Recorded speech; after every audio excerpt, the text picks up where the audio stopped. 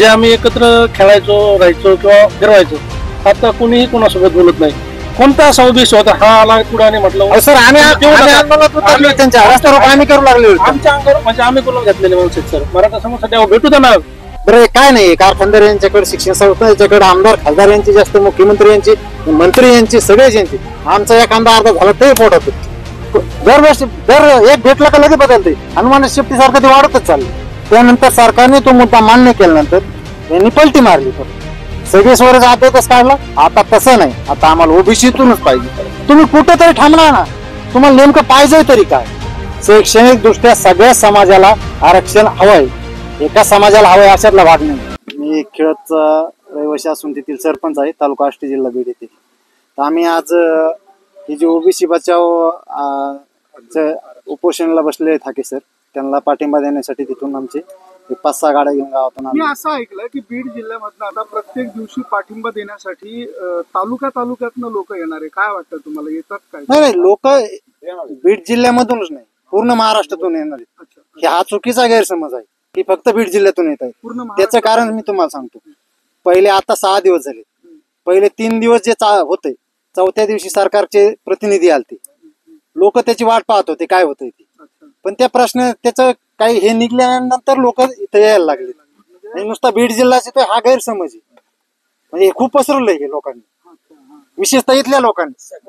35 गाड्या आता संपूर्ण महाराष्ट्रातून, संपूर्ण महाराष्ट्रातून येणार. आता थोडस मी पाठीमागून बोलू का? म्हणजे कसं, जारंगे पाटलांचं उपोषण सुरू झालं. प्राथमिक मुद्दा काय होता? मराठवाड्यातील ज्या कुणबी नोंदी आहेत जुन्या, त्या शोधून त्या लोकांना कुणबी प्रमाणपत्र देण्यात येईल. हा पहिला ज्यावेळेस सुरुवात झाली त्यावेळेस हा मुद्दा होता. त्यानंतर सरकारने तो मुद्दा मान्य केल्यानंतर यांनी पलटी मारली परत. आता आम्हाला असं नकोय, पूर्ण महाराष्ट्रातल्या नोंदी सापडा. सरकारने सापडले ना, आज प्रमाणपत्र वाटप चालू आहे ना. त्याच्यानंतर काय पाहिजे? आम्हाला सगळे स्वरे पाहिजे. सगळे स्वरच आदेश काढला. आता तसं नाही, आता आम्हाला ओबीसीतूनच पाहिजे. तुम्ही कुठं तरी थांबणार ना, तुम्हाला नेमकं पाहिजे तरी काय. जे 10% दिले त्याबद्दल काय बोला? तर 10% आमचं काही त्याला विरोध नाही. 100% त्यांना वेगळं दिलं आहे, त्याच्याबद्दल आमचा अजिबात आक्षेप नाही. त्यांना मिळावते. त्याचं कारण असं आहे की प्रत्येक समाजात, सगळ्या समाजामध्ये सगळेच लोक पुढारलेले किंवा शिक्षित असा भाग नाही. शैक्षणिक दृष्ट्या सगळ्या समाजाला आरक्षण हवंय, एका समाजाला हवंय अशातला भाग नाही.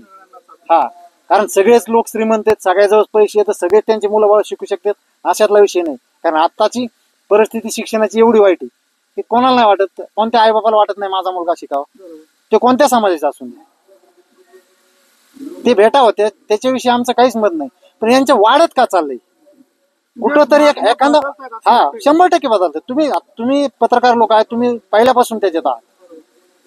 दरवर्षी एक भेटला का लगेच बदलते. हनुमान शेपटी सारखं ते वाढतच चाललंय. त्यासाठी काय उपाय? 100% सामाजिक तेर तर यांनी जे झालं ना त्याच्यानंतरच निर्माण झाली. त्याच्याविषयी म्हणजे कोणाचं नाव घेऊन बोलायचं, हा जातीचा, तो त्या जातीचा. तुम्ही आरक्षणासाठी तुमच्या जातीच्या आरक्षणाला बसलं, तुम्हाला काय गरज पडली तुम्हाला दुसऱ्या जातीच्या लोकांना नाव ठेवलं? हा, समजा तुम्ही आमच्या जातीला नाव ठेवलं, तुम्हाला कोणतरी नाव ठेवणारच आहे ना. का कोणी शांत थोडंच बसणार आहे? तुम्ही घ्यायला नाही पाहिजे आधी नाव. सुरुवात तुम्ही केली ना. आता अगोदरची परिस्थिती आणि आताची परिस्थिती किती बदलली आहे ग्राउंड लेवलवरती? नाही, खूप वाईट परिस्थिती आहे ही. म्हणजे गावगाडा, आता मी स्वतः सरपंच आहे. आता समजा ठीक आहे, आमचं एक समाजाचं गाव असल्यामुळे आमच्या इथं एवढं नाही, पण आम्हाला शेजारी येते 2 समाजाचं गाव.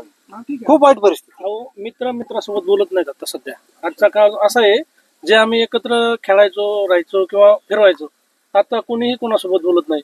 आणि दुसरी गोष्ट, ज्या वेळेस मराठा समाजाला आरक्षण दिलं 10%, कोणता असा उद्देश होता हा आला पुढे आणि म्हटलं सर आम्ही आंदोलनात उतरलो, त्यांच्या रस्त्यावर आम्ही करू लागले. आमच्या अंगावर म्हणजे आम्ही बोलून घेतलेले माणसं सर. मराठा समाजासाठी भेटू द्या ना. गरिबांचे लेकर शिकू द्या ना. आमच्या पण गावात आहेत ना, आमच्या गावात सर्वसामान्य आणि गरीब लोक आहेत ना. पण प्रत्येक क्षेत्रात जर तुम्ही पुढे असाल, पण ह्या माणसाने 100% भांडण लावायचं काम केलं समाजामध्ये. त्याच्यात दुसरं तिसरं कोणी नाही, फक्त एकटे यांनी उपोषणाला बसल्यानंतर भांडण लावायचं काम केलं. काय होतं, रोजीरोटीत आपलं बसतोय दुकानात, 100-200 रुपये कमवतोय. यासाठी तुम्ही का माग लागला त्यासाठी? आणि यांना शैक्षणिक आरक्षणाचं घेणं देणंच नाही. यांना काय पाहिजे, जो गावगाडा चाललाय. आता समजा हे जे 2 समाजाचं गाव आहे, इथं जर यांच्या समाजाचा सरपंच झाला तर त्या लोकांना वाईट वाटतं यांचा कस काय झाला. का बाबा तुम्ही नव्हतं काही तुम्ही याचं एवढं वाईट वाटून घेण्याचं कारण काय. जी विभागणी होती जे वंचित लोक त्यांना सगळं त्यांच्याकडेच पाहिजे. बरं हे काय नाही, कारखानदार यांच्याकडे, शिक्षण संस्था यांच्याकडे, आमदार खासदार यांची जास्त, मुख्यमंत्री यांची, मंत्री यांची, सगळेच यांची. आमचा एखादा अर्धा झाला तरी पोटात दुखते. हे बदलायला नाही पाहिजे. तुम्ही एखाद्या मुद्द्यावर ठाम राहणार. आज हाके सर उपोषणाला बसले, ते म्हणले का कुणबी प्रमाणपत्र तुम्ही का वाटले म्हणून. हा ते काय म्हणतायत, सगळे सोयरे जे अध्यादेश आहे तो चुकीचा आहे. ते असे एखाद्या दिवशी म्हणलेत का आता बसल्यापासून हा की हे तुम्ही कुणबी प्रमाणपत्र चुकीचे आहेत, 10% आरक्षण दिलेलं चुकीचं आहे म्हणले का ते. हा तुम्ही तसं बदलता करा रोज. तुमचं एक मान्य केलं तुम्ही परत पलटी मारताय. मागण्या वाढतच चालल्यात म्हणजे मग ते तुम्हाला सांगलं हनुमाना सेफ्टी सारखं झालंय ते. बदलत चाललंय. मग त्यांना कोणीतरी सांगणार आहे की त्यांच्या मनाने चालू नाही. तुम्ही तुमचं मला माहिती ते पहिल्यापासून त्या मराठा समाजासाठी काम करतात जरांगे पाटील. ठीक आहे, कोणत्या समाजासाठी काम करणं चुकीचं नाही. हा पहिल्यापासून करतात. पहिली त्यांची काय म्हणणं काय होतं फक्त पहिलं की मराठवाड्यात त्या कुणबी नोंदी सापडून त्यांचे प्रमाणपत्र देणार, त्यासाठी त्यांचं उपोषण चालू होतं. त्याच्यानंतर तुम्ही बघा ना त्यांचे किती बदलत गेली ती. मागण्या बदलत हा. गेल्या, निर्णय बदलत गेले. त्यानुसार अधिवेशनात मराठा समाजाच्या चांगलं होईल. दूध का दूध, पाणी का पाणी होऊन जाईल. चांगलं होईल. त्यांना कळलं ना काय असतं राजकारण म्हणजे. हा या गोष्टींसाठी म्हणजे गावगाडा चालवायचं हे सोपं असतं का. सगळ्या माणसाला धरूनच चालावं लागतं ना.